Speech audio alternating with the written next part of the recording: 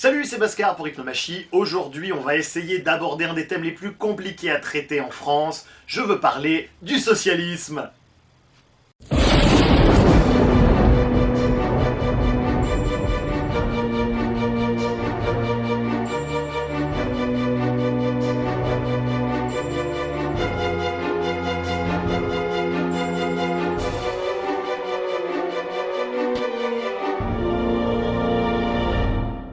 Je suis pas vraiment certain que attaquer comme ça aide l'esprit des gens à être super réceptifs, si tu veux. Bah sinon, on fait comme d'habitude, classique. Salut, c'est Bhaskar pour Hypnomachie. Aujourd'hui, on va parler de l'abbé Pierre, de seuil de détection cognitive et de Philippe Poutou.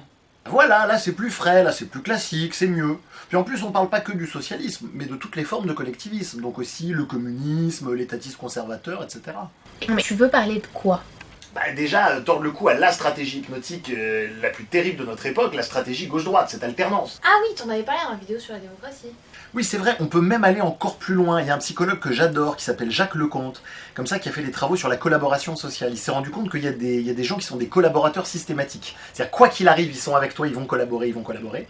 Il y a des gens qui sont des collaborateurs réguliers, c'est-à-dire que normalement, dans plus de 80% du temps, ils vont collaborer, à moins que ce soit vraiment en train de te foutre de leur gueule ou quelque chose comme ça. Sinon, ils sont vraiment portés au fait de collaborer.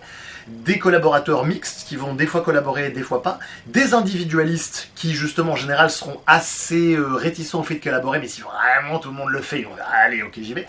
Et des individualistes forcenés. Wesh les amis, les individualistes c'est des connards quand on y pense. Mais qu'est-ce que c'est que ça? Mais c'est parce que j'avais pensé qu'on pouvait le prendre comme mec pour le favorable au collectivisme, genre dialogue socratique. Mais pourquoi tu m'as fait cette voix à la con? On dirait censé y abréger. Tu es sûr? Ah, bah c'est pour le montage, c'est plus simple. Après on peut lui laisser sa vraie voix. Si tu veux. Et Dieu sait que c'est important de récupérer cette thune et de créer une loi qui s'adapte enfin aux pratiques. J'ai peur que ça fasse trop sacrificiel là, tu vois, que justement il cristallise une espèce de haine ou de ressentiment et qu'après ça repart dans un truc de bouc émissaire alors que c'est vraiment pas le but. Ok. Et donc du coup avant on parlait des individualistes forcenés, c'est ça? C'est absolument immoral.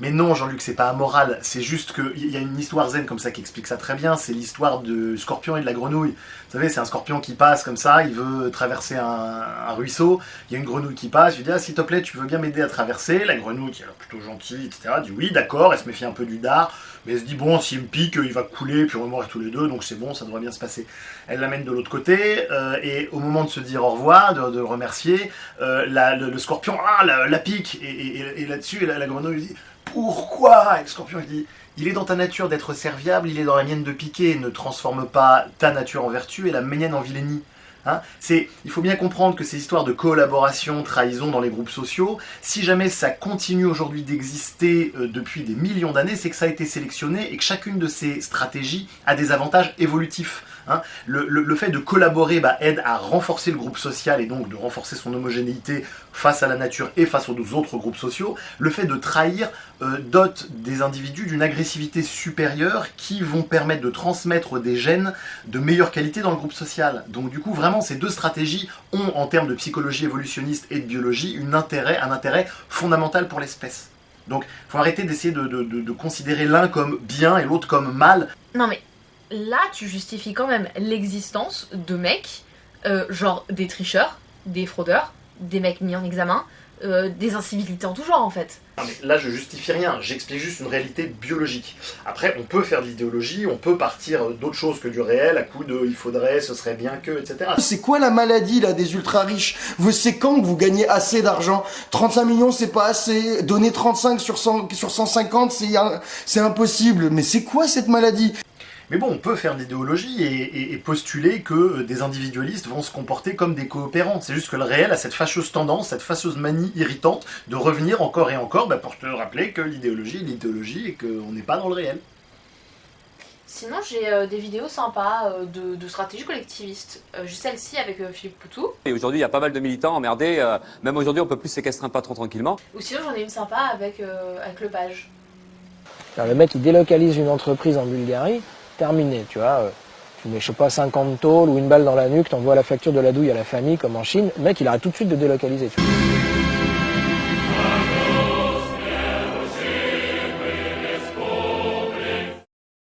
Le collectiviste étant par nature porté à un niveau élevé de collaboration, il a du mal à se mettre dans l'esprit, dans l'état d'esprit d'un individualiste.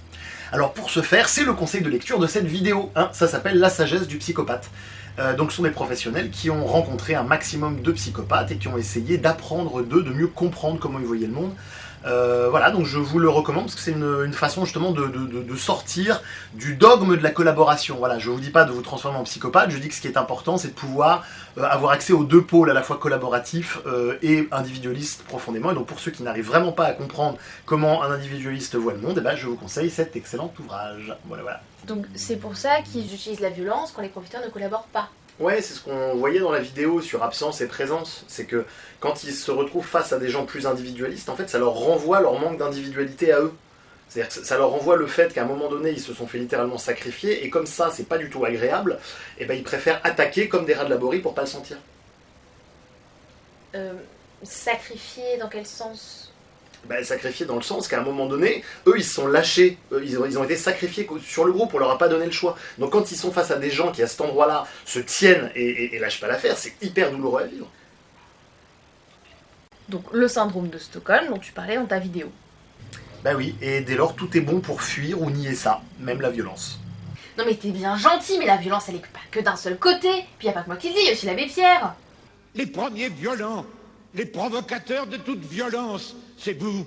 Et quand le soir, dans vos belles maisons, vous allez embrasser vos petits-enfants, avec votre bonne conscience, au regard de Dieu, vous avez probablement plus de sang sur vos mains d'inconscient que n'en aura jamais le désespéré qui a pris des armes pour essayer de sortir de son désespoir.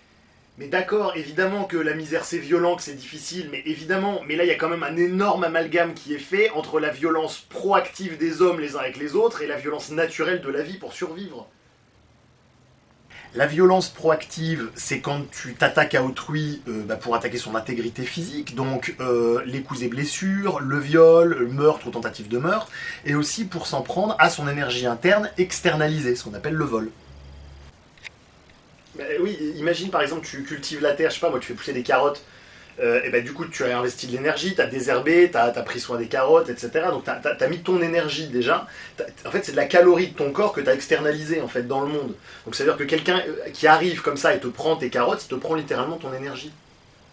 Et Ben, ça veut dire que tu peux pas mettre sur le même plan la violence proactive de quelqu'un qui vient pour te prendre tes carottes, pour te prendre le fruit de ton travail, où en fait littéralement il te fait bosser pour lui contre ton gré, ce qui est quand même la définition de l'esclavage, et le fait de simplement être face à la vie où c'est difficile effectivement parce qu'il faut se nourrir, se vêtir, etc.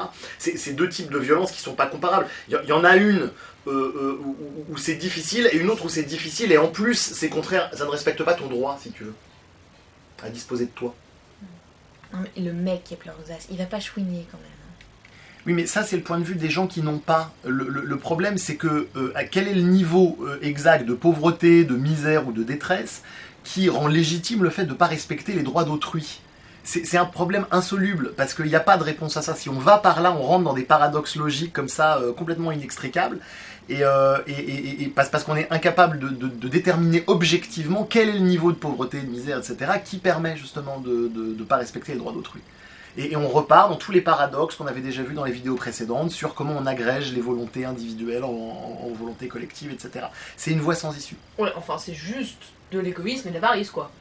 T'avais l'économiste Thomas Sowell qui disait « Je vois pas en quoi ce serait de l'avarice de disposer de ses propres biens, et en quoi ça en serait pas d'aller disposer par la force des biens des autres, si tu veux. » Donc non, c'est encore une astuce du cerveau limbique pour essayer de pas vivre son impuissance à se générer des ressources pour pouvoir continuer à vivre, ce que au passage réussit à faire absolument toutes les espèces du monde animal. La question, c'est pas tant à qui prendre de force, mais plutôt qu'est-ce qui fait que certains individus n'arrivent pas à se créer suffisamment d'abondance pour eux, pour leurs proches, leurs familles, etc. C'est ça la question. Oui, donc en gros, c'est la faute des pauvres. S'ils sont pauvres, c'est pas comme si c'était sociologiquement prouvé que quand t'étais dans un milieu ouvrier et que t'es né dedans, c'était vachement plus difficile d'accéder à un métier de cadre ou de PDG. Attends, parce que là, t'es en train de parler d'une espèce de droit à monter socialement. On était juste en train de parler de survie et de misère, là. Hein. Oui, donc, en fait, chacun pour sa gueule, bonjour à la solidarité, quoi. Non, non, ce que je dis, c'est que le vol, c'est pas de la solidarité, comme le viol, c'est pas de l'amour. La différence entre les deux, c'est le consentement. Tu sais, dans l'histoire de harcèlement de rue, dont on parle pas mal en ce moment, le consentement, c'est vraiment ce qui permet de faire en sorte de reconnaître que l'autre est une altérité, un autre. Et par définition, reconnaître que l'autre est une altérité, c'est pas que quand ça nous arrange. Je suis d'accord avec ce que tu dis. Et ça me met vachement mal à l'aise. Mais oui, mais c'est super sain, c'est parce qu'en fait, t'es en train de faire aux autres le cadeau que toi, on t'a pas fait. C'est le respect de leur altérité, en fait. Donc c'est super sain ce que tu sens, en fait. Ça veut juste dire que t'aurais bien aimé pour toi et que, Ouais, enfin, t'es bien gentil avec ta petite comptoir, mais... Si tu me dis que c'est pas de l'ordre du pathos, dans ce cas-là, c'est de l'ordre du logos, je t'écoute. Non, mais je pourrais te répliquer qu'on a besoin de l'État pour se protéger des grosses entreprises, de la finance, etc. C'est contre-intuitif parce qu'en fait, non, si jamais c'était vrai, les grosses entreprises, les capitalistes de connivence internationaux, etc., seraient les premiers à financer les partis anarchistes, justement, qui essaient de renverser les États. Or, ils n'en est rien et ils financent plutôt les partis politiques institutionnels. En fait, c'est parce qu'ils ont au contraire intérêt à ce qu'il y ait un État, parce que en ayant des collusions de pouvoir comme ça, ils s'arrogent des lois justement qui leur permettent de noyauter des marchés. À partir de là, justement, ils ont à la fois la puissance de l'argent et en plus la puissance législative. Donc là, justement, ça leur donne tout pouvoir, au contraire. Ah, genre des monopoles. Oui. C'est ça. C'est absolument immoral. Ce qui me paraît important, c'est de voir que l'usage de la force est quasiment toujours utilisé au nom de la protection des minorités. Hein, la protection des minorités. Et le problème, c'est que l'individu, c'est par définition la plus petite minorité possible. Elle est indivisible, individu. Donc c'est comment est-ce qu'on peut prétendre protéger les minorités alors qu'on ne respecte pas déjà le droit des individus. Enfin, je veux dire, on marche complètement sur la tête, quoi. En outre, dans nos démocraties, c'est la minorité qui perd tout le temps. Donc tant qu'on est prisonnier comme ça des mythologies et de la voie rapide, de la voie émotionnelle, on s'en rend pas compte, comme cette dame. J'ai pas écouté son programme. Je ne le connais pas, mais j'ai confiance en lui.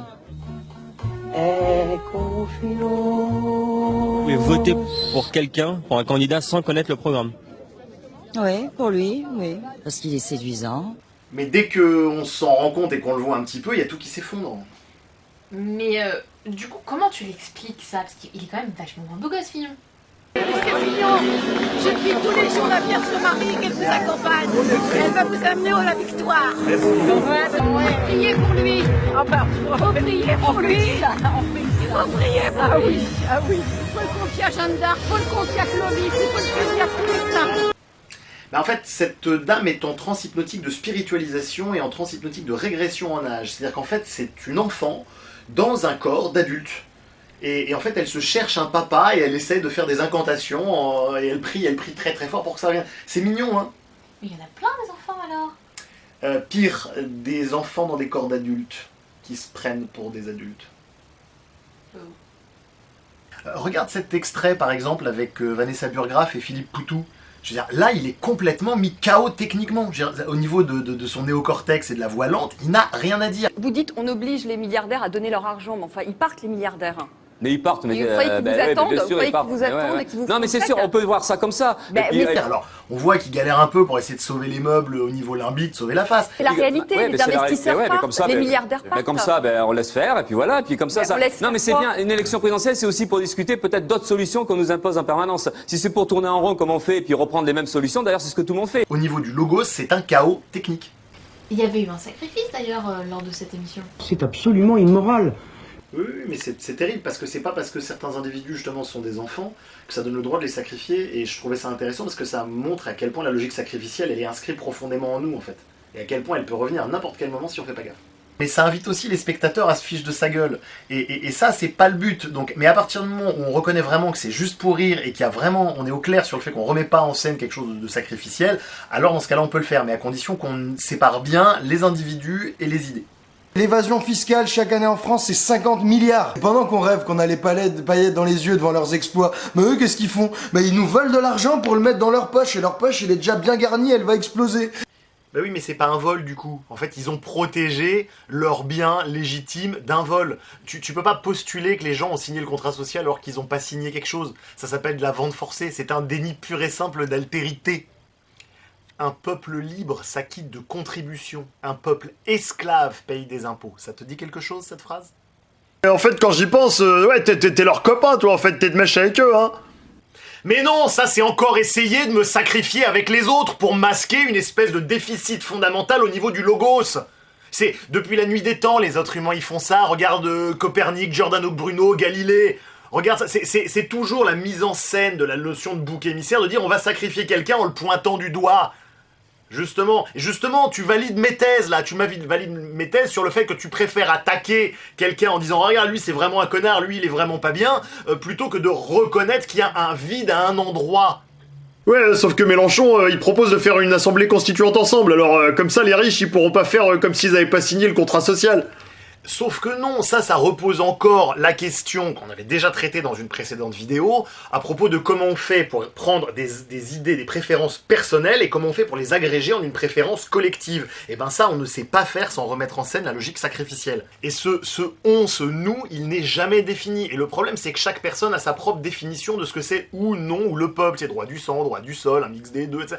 Donc tout le monde fait comme si c'était une définition homogène, alors qu'en fait ce sont des définitions hétérogènes. Donc selon la définition de qui on va appliquer, et comment on sait qu'on doit appliquer telle ou telle définition, ben on sait pas. Et là, il y a une prise de pouvoir qui est extrêmement pernicieuse et que personne ne voit. Parce que ça joue à fond sur les pulsions régressives des gens, justement. Et ça permet de manipuler l'air de rien. La seule façon, moi, que je connaisse, c'est de laisser les gens d'être libres d'intégrer des collectifs ou non. Sinon, on est dans de l'hypnose, où on essaie de faire croire que nous ou les gens, c'est quelque chose de clair et que c'est un fait. Ça n'est pas un fait, c'est un mythe. Ouais, mais toi, tu prends la tête à tout le monde, en fait. T'es le seul à pas comprendre un truc aussi simple. Eh ben non, si tu sais pas définir, c'est qu'on n'est pas dans le logos, hein. Et si on n'est pas dans le logos, moi je te dis qu'il y a de fortes chances qu'on soit dans le pathos et qu'on joue à fond sur les pulsions régressives, hein.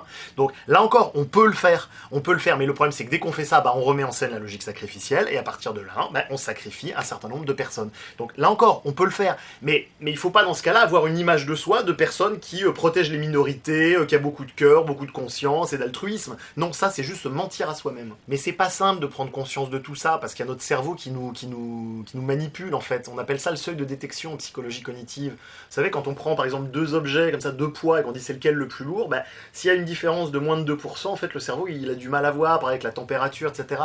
2% c'est vraiment ce qui passe sous le seuil de notre conscience, quoi. C'est dans une négociation par exemple, on peut abandonner 2% de sa position, on s'en rend pas bien compte, quoi. Vous voyez, c'est sous le radar.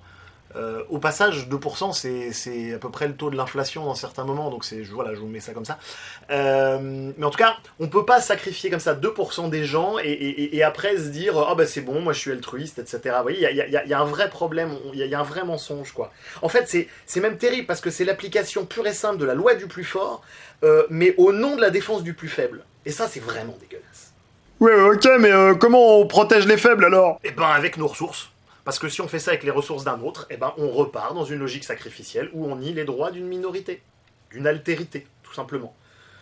En fait, si on fait pas ça, on repart dans une logique diabolique, où il y a ou sacrifice de soi pour le groupe, ou sacrifice du groupe pour le soi. Et ça, dans les deux cas, ça mène dans une impasse, hein. Il y avait Jésus qui avait dit, enfin, qui est censé avoir dit, tu aimeras ton prochain comme toi-même, comme, pas plus, pas moins. C'est les clés pour sortir de la logique duel, de la logique diabolique, justement, dont on parle dans Hypnomachie. Et c'est vrai que là, on voit à quel point ça demande une espèce d'éducation du système nerveux qui est complexe, qui est la même éducation qu'on a reçue quand il s'agissait de pas parler fort quand on était super content, ou de pas taper la première personne qui nous avait énervé, etc.